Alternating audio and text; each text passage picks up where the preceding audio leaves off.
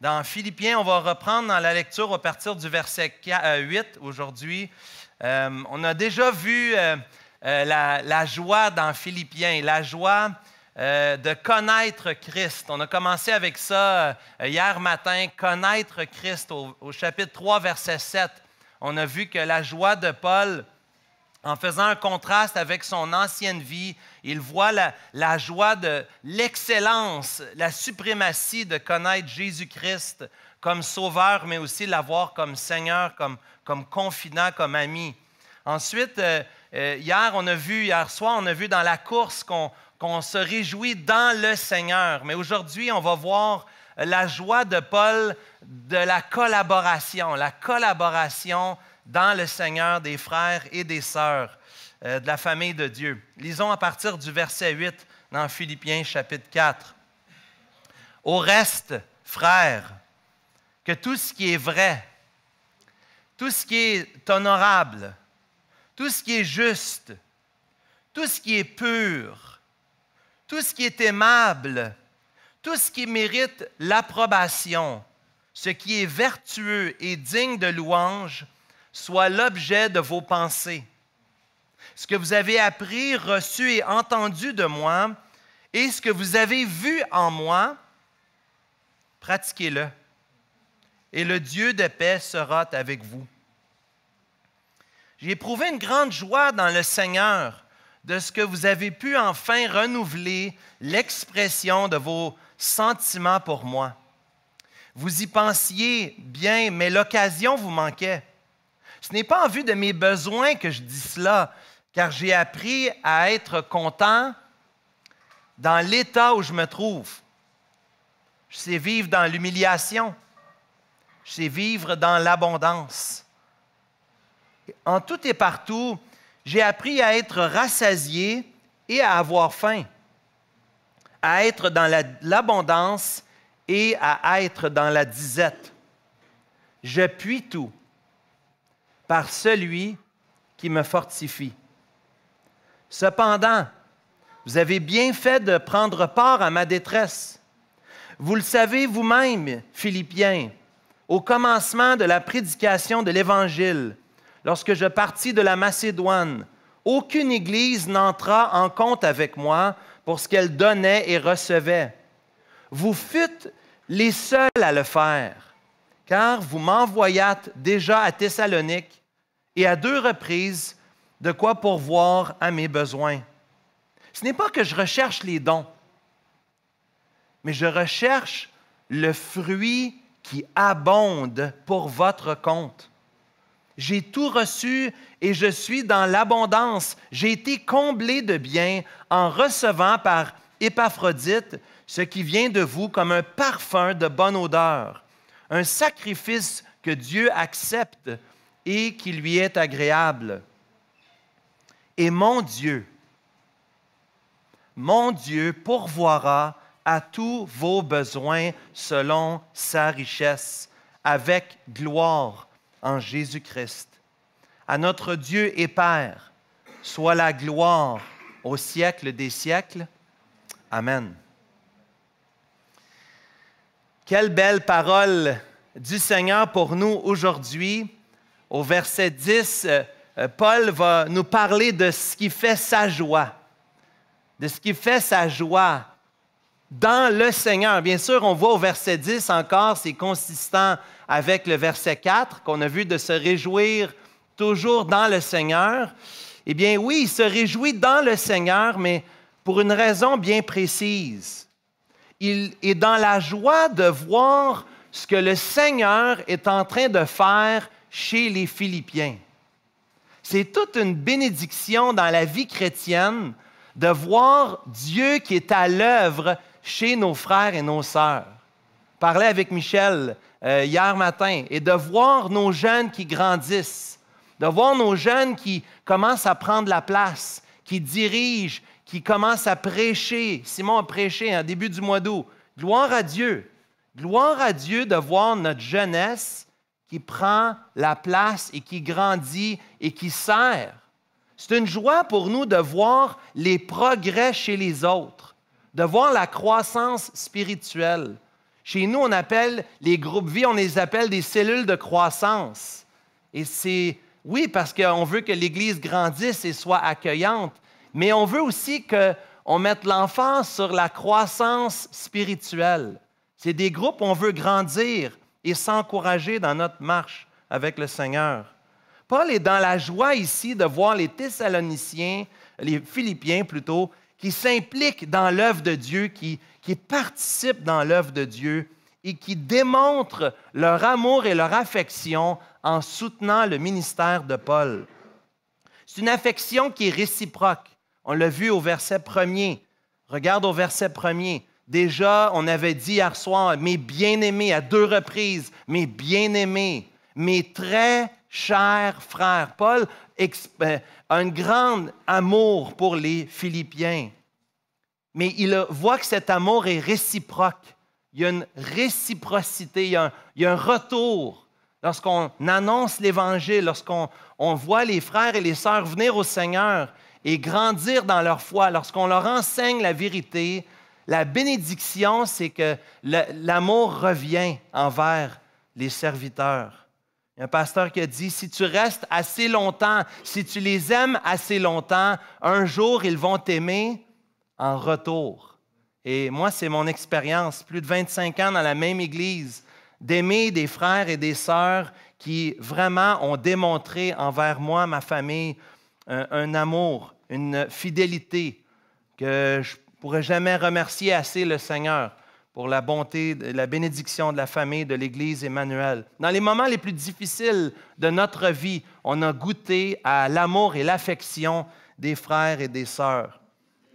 Et on va voir aujourd'hui, Paul termine sa lettre avec une triple note positive. On va voir dans les versets 11 à 13 le serviteur et le contentement d'un serviteur, du serviteur de Dieu. Mais on va voir deuxièmement dans les versets 14 à 18 la part de l'Église, l'Église qui prend part à l'œuvre de Dieu. Et finalement, on va terminer sur la note la plus positive. On va parler d'un Dieu qui pourvoit à tous nos besoins dans les versets 19 et 20. Regardons d'abord le contentement de Paul dans les versets 11 à 13. Ici, vous remarquez encore une fois la mention du mot « besoin » qu'on a vu déjà hier soir au verset 6. Et Paul reprend cette même idée, hein? Mon Dieu pourvoira à tous vos besoins. Mais il reconnaît aussi qu'il ne faut pas s'inquiéter parce qu'on doit faire connaître nos besoins, pas nos caprices, mais nos besoins à Dieu. Une fois de plus ici, Paul va parler de ses besoins, de ce qui est nécessaire.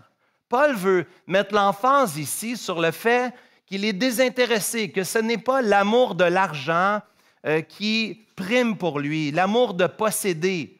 Malheureusement, c'est un des grands traits des faux docteurs, des faux enseignants. Regardez dans la lettre de Paul à Tite, vous allez voir qu'un des fruits des faux docteurs, c'est qu'ils le font pour l'amour de l'argent. Ils le font pour obtenir quelque chose, pour un gain personnel, pour un gain sordide. Dans la Louis II, 1910. Un gain pour leur propre profit, pour eux-mêmes. Ici, l'ouvrier, le serviteur du Seigneur, n'est pas là pour son propre profit, au contraire. L'idée, c'est d'éviter de compromettre la réputation de l'Évangile à cause de l'argent. C'est de conserver aux Philippiens leur motivation première de plaire à Dieu et non de plaire aux serviteurs. Ce n'est pas qu'on veut garder les ouvriers dans l'humilité pour qu'ils aient de la misère à arriver. Ce n'est pas la question. Mais on veut donner aux ouvriers de façon à pourvoir à leurs besoins. Ce n'est pas de s'enrichir avec le ministère, mais plutôt d'avoir une vie normale, de pouvoir avoir une vie sensée. Mais pas l'idée de donner pour qu'ils soient dans la richesse et dans l'opulence. Au contraire, Paul va parler des besoins. Ce n'est pas en vue de mes besoins que je dis cela, parce que j'ai appris à me contenter de ce que j'ai. Je suis content dans l'état où je me trouve. Dans l'original, l'idée, c'est que j'ai été accoutumé. J'ai appris, j'ai été initié, j'ai pratiqué le contentement. Parce que ce n'est pas seulement un concept théorique, mais lorsqu'on a peu, lorsqu'on n'a pas, c'est là qu'on voit vraiment ce qu'on croit. Quand tu as beaucoup, c'est facile de dire que ça va bien, mais quand tu as peu, est-ce que tu peux encore bénir le Seigneur pour ça? La joie de Paul ne dépend pas des circonstances, ne dépend pas des événements autour de lui. Rappelons-nous qu'il est toujours en prison. Il est toujours avec son body Silas. C'est des lettres d'emprisonnement. Là. Paul, ça vient avec tout son lot de difficultés. Sa situation dans l'humiliation, dans la faim, dans la disette, il n'y a pas l'Internet, il n'y a pas l'eau courante, il n'y a pas les conforts qu'on connaîtrait, même qu'on connaît en camping, au camp des boulots, dans une bonne cabine ou dans notre installation. Mais Paul avait appris, il avait expérimenté ce que c'était d'être dans l'humiliation, mais aussi ce que c'était d'être dans l'abondance. Tournez avec moi dans Proverbes, chapitre 30. Proverbes, chapitre 30, les versets 8 et 9. Une question à vous poser. Est-ce que c'est plus difficile de vivre dans l'abondance ou de vivre dans la pauvreté? Bien sûr que notre réponse initiale serait, j'aime mieux en avoir un petit peu plus qu'un petit peu moins. Mais voici ce que disent les Proverbes. Proverbe 30, versets 8 et 9. « Éloigne de moi la fausseté et la parole mensongère. Ne me donne ni pauvreté ni richesse. Accorde-moi le pain qui m'est nécessaire. » Hein? C'est toujours les questions des besoins. Verset 9. « De peur que dans l'abondance, je ne te renie et ne dise qui est l'Éternel, ou que dans la pauvreté, je ne dérobe et que je m'attaque au nom de mon Dieu. » Des proverbes, plein de sagesse là-dedans.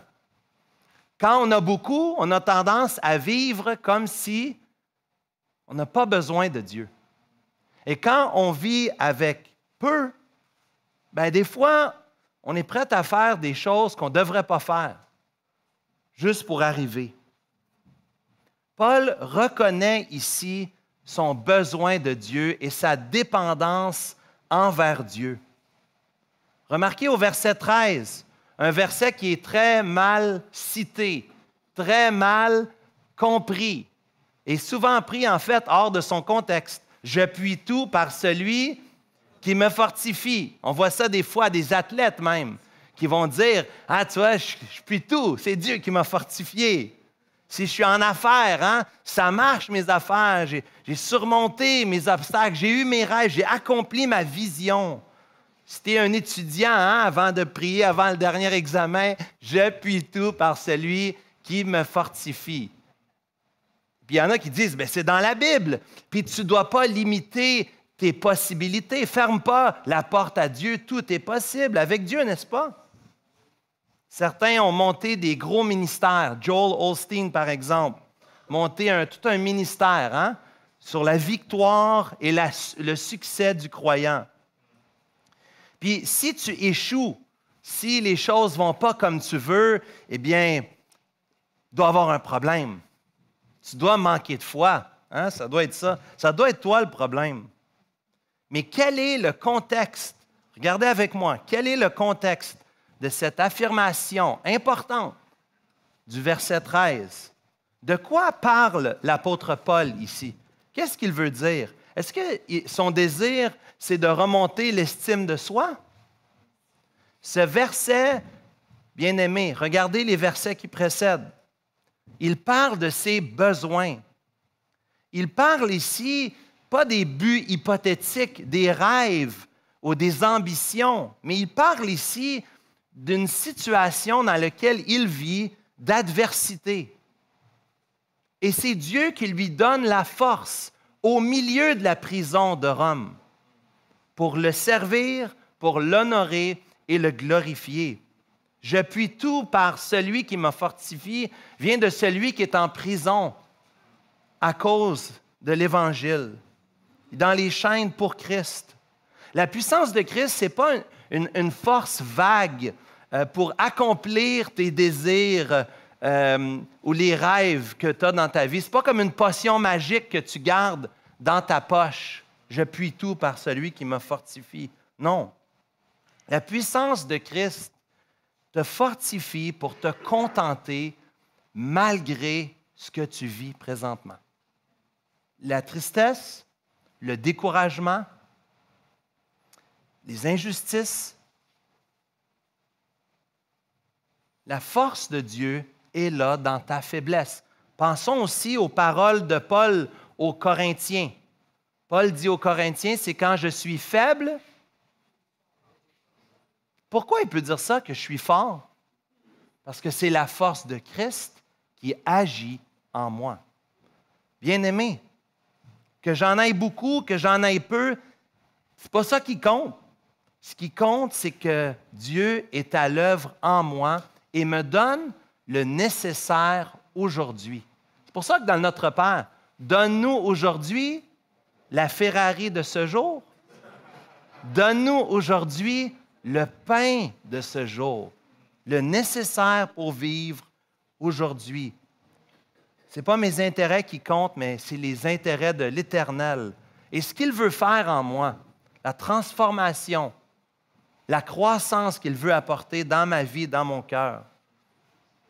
Est-ce qu'on peut glorifier Dieu malgré des circonstances difficiles? C'est quand on est éprouvé que c'est là qu'on voit ce qu'il y a en dedans, ce qu'il y a à l'intérieur. C'est quand on est dans le deuil, c'est quand on est dans la perte, c'est quand on est dans le manquement, que ça révèle ce que Dieu a placé en nous. Un serviteur qui était et qui vivait dans le contentement. Regardez juste le verset précédent, au verset 8, n'est-ce pas? On a vu au verset 8, Paul a non seulement enseigné, au verset 9, ce n'est pas seulement ce qu'ils avaient appris, reçu et enseigné, entendu de moi, mais ce qu'ils avaient vu en moi. C'est l'obéissance, l'attitude de contentement malgré les circonstances. C'est ça qu'ils avaient vu et qu'ils avaient besoin d'avoir comme enseignement. Le serviteur qui vit dans le contentement, ce n'est pas très populaire. Parler à Job cette semaine de contentement. C'est quand la dernière fois que vous avez entendu parler de contentement dans le monde que nous vivons? Même les Nord-Américains, même les chrétiens de l'Amérique du Nord. Le contentement, c'est d'une rareté. Que Dieu nous aide, bien-aimés, à être reconnaissants, à dire merci au Seigneur pour ce qu'on a. Donne-moi ni pauvreté, ni richesse. Deuxièmement, regardons ensemble dans les versets 14 à 18, parce que Paul, même s'il avait appris le contentement, reconnaît la générosité des Philippiens, leur part qu'ils prennent dans l'œuvre de Dieu. Déjà, dans les versets 27 à 30 du chapitre numéro 1, allez au chapitre numéro 1, on n'avait pas eu le temps de regarder ça, mais chapitre 1, versets 27 à 30. Paul avait déjà reconnu la part des Philippiens dans l'œuvre de l'Évangile. Ici, il n'y a pas une allusion directe au soutien financier, mais tout simplement, il voit le support des Philippiens qui sont partie prenante, qui sont avec lui de cœur et qui, dans la prière, dans le ministère, soutiennent l'œuvre de l'apôtre Paul. Mais Paul étant désintéressé dans le contentement, il ne passe pas sous silence les gestes concrets posés par l'Église qui est à Philippe. Paul voit dans leur générosité une sensibilité altruiste. La générosité, ça touche Paul. Il les félicite de leur obéissance, du fruit qu'ils portent sur l'Évangile. Les anciens, c'est important non seulement de reprendre, d'exhorter le peuple de Dieu, l'Église quand ils sont dans l'erreur, mais il faut aussi savoir les féliciter, les encourager. Parents, ce n'est pas juste de reprendre l'enfant, mais aussi une bonne tape dans le dos, ça fait du bien. Et c'est important de reconnaître le bienfait, le bon qui est en train de se produire. Paul est capable de reconnaître ici, il le fait même ressortir par rapport à toutes les églises. Vous étiez les seuls à prendre part. Ça fait référence probablement au chapitre 1, verset 5, où dans ses actions de grâce habituelles, Paul reconnaît le soutien financier. Il reconnaît en termes économiques. Ici, le langage dans l'original, c'est des termes économiques. Vous avez rendu compte, hein? On parle d'état de compte. Vous avez rendu compte, vous avez parlé de ce que vous avez, ce qui a été donné, ce qui a été reçu. On parle en termes comptables, on parlerait d'entrée, de sortie. Ils ont été transparents envers Paul. L'Église a choisi de s'exposer et de parler de qu'est-ce qu'ils avaient pour savoir comment ils pouvaient aider, comment ils pouvaient supporter le ministère. Et pour moi, mais plus que pour moi, hein? Regardez pour les Thessaloniciens au verset 16. Au moins à 2 reprises, Paul reconnaît qu'il a reçu du soutien financier pour lui, mais aussi pour les Thessaloniciens, pour encourager la proclamation de l'Évangile. On voit ça dans Actes 17 et aussi dans les 2 lettres de Paul à Thessalonique. Paul voyait les dons comme étant le fruit. Ce n'était pas l'argent en soi qui l'impressionnait, mais c'était ce qui était derrière l'argent. Dieu, là, ce n'est pas les montants qui l'impressionnent, c'est le cœur derrière le montant. C'est le pourquoi tu donnes. Dieu voit les sacrifices que tu fais et la Bible nous dit qu'on ne devrait pas, la main gauche ne devrait pas savoir ce que la main droite donne. C'est normal, hein? On ne veut pas non plus que ça devienne un sujet d'orgueil. C'est rare ici qu'on va souligner la générosité de quelqu'un. Souvent, il y a un côté anonyme. Il y a un côté plus discret et c'est très bien. On peut être surpris dans l'Église. Les personnes les plus généreuses ne sont pas nécessairement ceux qui reçoivent le plus. Les personnes les plus généreuses, souvent, c'est des personnes bien ordinaires, mais qui ont un cœur touché et que ça vient de leur cœur. Il y a un fruit qui est porté de leur part. Paul ne recherche pas les dons. Paul ne faisait pas le tour pour lui-même, pour augmenter son salaire. En fait, la collecte qu'il avait faite, c'était pour aider l'Église de Jérusalem. Rappelez-vous, hein? L'Église était naissante, toute la persécution à Jérusalem. Paul faisait le tour chez les églises non juives pour ramasser des sous, pour ramener et donner aux frères et aux sœurs qui devaient rester à Jérusalem. Son but, c'est plus que donner de l'argent. Son but, c'était de montrer l'unité entre les Juifs et les non-Juifs. Et une des façons de montrer cette unité, c'était de ramasser de l'argent chez les non-Juifs et l'amener à Jérusalem pour montrer aux frères et aux sœurs, regardez, nos frères et nos sœurs, on a un même Père, un même Seigneur, et on tire ensemble dans la même direction. Mais Paul aussi avait reconnu la bénédiction qu'il a reçue. Le fruit, Bernard Guy ici, il va dire, le fruit, c'est nous laisser utiliser par Dieu pour combler les besoins des autres. C'est nous laisser utiliser par Dieu pour combler les besoins des autres. Comme de bons dispensateurs des diverses grâces de Dieu, que chacun de vous mette au service des autres les dons qu'il a reçus. Souvent, on va parler en termes de dons spirituels. Mais vous n'avez pas seulement reçu des dons spirituels. Il y a 3 choses qu'on a reçues, n'est-ce pas? On a tous du temps. Bon, des fois, on est occupé, mais on a du temps. On a tous 24 heures dans une journée. Hein? Oui, on a des ressources financières, mais Dieu aussi nous a donné des dons spirituels. Et le fruit dans la vie du croyant, c'est chercher à être utilisé par Dieu pour servir les autres, pour bénir les autres. C'est un des fruits de l'Esprit. Galates chapitre 5, verset 22, hein? Un des fruits de l'Esprit, n'est-ce pas? L'amour, la joie, la paix, la patience, la bonté, la bénignité, la fidélité, la douceur, la tempérance. Le fruit que Dieu veut produire en nous, cela inclut aussi notre portefeuille. Il y en a qui disent qu'il y a 2 conversions dans la vie du croyant. Vous avez déjà entendu ça?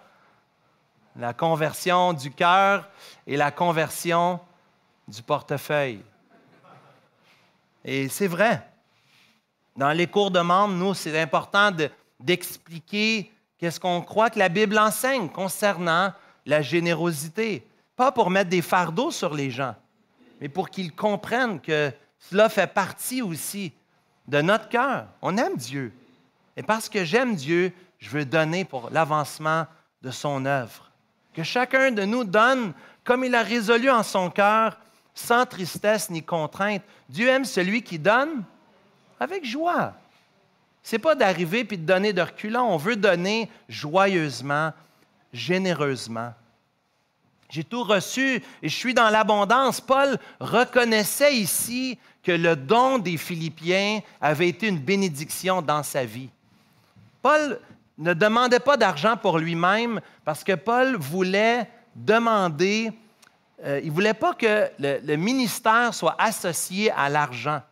Bien sûr qu'il dit dans 1 Timothée chapitre 5, il dit qu'il faut prendre soin de l'ouvrier, il faut lui donner même qu'il soit jugé digne d'un double honneur. Okay? L'idée de pourvoir à ses besoins, le premier honneur, c'est l'honneur qu'on donne à celui qui est en autorité. Le deuxième honneur, plusieurs le comprennent comme étant de le soutenir financièrement.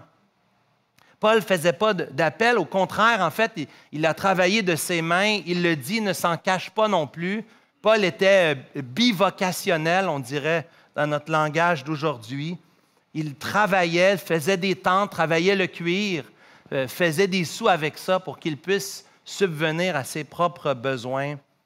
Mais ici, dans une des rares occasions, il reconnaît la générosité et apprécie ce qui est derrière ce geste, cet argent qui avait été ramassé, livré par Western Union, Épaphrodite, qui avait été apporté cet argent-là. Il le voit comme un parfum de bonne odeur. Il voit l'intention, le cœur des Philippiens. Il voit que ça l'honore Dieu.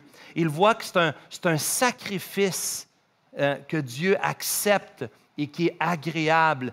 Paul va encaisser cet argent-là avec reconnaissance et avec bénédiction. Bien-aimés, dans l'Église du Seigneur Jésus, ça fait partie aussi de ce qu'on doit parler entre nous. Comment ça va dans ta générosité envers Dieu? Oui, ton argent, mais aussi ton temps. Aujourd'hui, des fois, pour certaines personnes, c'est plus facile de faire un chèque que de s'impliquer parce qu'on n'a pas de temps.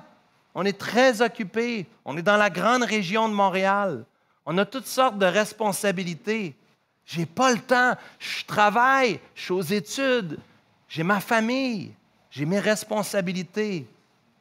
Je peux-tu juste donner? Mais ce n'est pas seulement le don financier, c'est aussi le don de soi-même, de temps, d'énergie et des dons spirituels. Comment on peut contribuer à l'œuvre de Dieu? Comment on peut supporter, oui, notre pasteur, mais aussi nos missionnaires à Repentigny? Comment on peut les soutenir, ce projet Brésil 2025? Gabriel m'a parlé de ça hier. 2025, un voyage missionnaire au Brésil. Soyez pas surpris, il va y avoir des besoins financiers pour ça. On peut commencer dès aujourd'hui à mettre des sous de côté pour que nous, on puisse aller ou qu'on puisse supporter quelqu'un d'autre qui va aller. C'est le temps maintenant. C'est pour ça que c'est important dans l'Église qu'on comble les besoins, mais il faut communiquer les besoins. Et il faut les communiquer à l'Église. Paul vivait dans le contentement, mais Paul se réjouissait de voir la participation à l'œuvre de Dieu. J'ai été encouragé quand j'étais ici Il y a une sœur qui m'a partagé combien l'Église était généreuse, combien elle avait vu dans sa vie, combien l'Église avait été généreuse envers elle. Juste dans une discussion comme ça, je n'avais pas posé de questions en fonction du message d'aujourd'hui, mais ça m'a béni d'entendre une des sœurs parmi nous qui a partagé, qui a parlé de la générosité de l'Église de Repentigny. Continuez, frères et sœurs, à soutenir l'œuvre de Dieu. Finalement, versets 19 et 20, Dieu reçoit bien sûr toute la gloire et la magnificence parce qu'on ne peut pas donner plus que Dieu. You can't outgive God. Il n'y a pas plus généreux que Dieu lui-même. L'être le plus généreux du monde entier, de l'univers, c'est le Dieu qui pourvoit à un sauveur, bien sûr. Notre plus grand besoin, c'était quoi faire avec notre péché, quoi faire avec notre détresse, notre perdition, notre relation brisée avec Dieu. Comment être réconcilié avec Dieu? Bien, l'être le plus généreux a donné ce qu'il avait de plus précieux. Il a donné son Fils. Voici mon Fils bien-aimé, en qui j'ai mis toute mon affection. Écoutez-le. Écoutez-le. Et ce même Fils, à la croix, a dit, Éloi, Éloi, lama sabachthani. Mon Dieu, pourquoi m'as-tu abandonné? Un Dieu généreux, un Dieu qui pourvoit à tous nos besoins selon sa richesse avec gloire. Encore une fois, ici, au premier niveau, on penserait aux besoins physiques. Bien sûr, Dieu pourvoit. Donne-nous aujourd'hui notre pain de ce jour. Bien sûr, c'est une prière qui est valide, légitime. Mais les besoins que nous avons sont beaucoup plus profonds que le boire, le manger, le dormir. Dieu pourvoit à nos besoins émotionnels. On a chanté ce matin qu'on a un ami. On a un ami qui ne manque jamais dans la détresse. On a un berger spirituel qui est avec nous 24/7, 365. Il pourvoit à nos besoins selon sa richesse. Retournez dans Philippiens chapitre 1, versets 9 à 11, pour voir cette belle prière de Paul. Cette belle prière, on voit un peu comme la parenthèse qui se termine au chapitre 4. Regarde cette prière de Paul. Ce que je demande dans mes prières, chapitre 1, verset 9, c'est que votre amour augmente de plus en plus en connaissance et en pleine intelligence pour le discernement des choses les meilleures, afin que vous soyez purs et irréprochables pour le jour de Christ, remplis du fruit de justice qui est par Jésus-Christ à la gloire et à la louange de Dieu. C'est sa prière d'ouverture et à la toute fin, il peut dire, au verset 19, « Et mon Dieu pourvoira à tous vos besoins selon sa richesse avec gloire en Jésus-Christ. » En effet, Paul voyait en Dieu la grande réponse à sa prière. Dieu étant le propriétaire de tout, tout lui appartient. Tout ce que j'ai, c'est à lui de toute façon. Qu'as-tu que tu n'as pas reçu? C'est Dieu qui a donné. Dieu est la source de toute bonne chose, de tout bon fruit. Dieu m'a donné l'intendance ici. Je gère ce que Dieu m'a donné. Mais c'est à Dieu de toute façon. Dieu est la source ultime de tout bon fruit. Il est la source de contentement, mais aussi de générosité. La Bible nous dit que Dieu est le rémunérateur de ceux qui le cherchent. Il dit que même les oiseaux dans le ciel, ce matin, chérie, on a vu un jet bleu, n'est-ce pas, qui s'en allait dans un sapin. Dieu pourvoit aux besoins des petits oiseaux.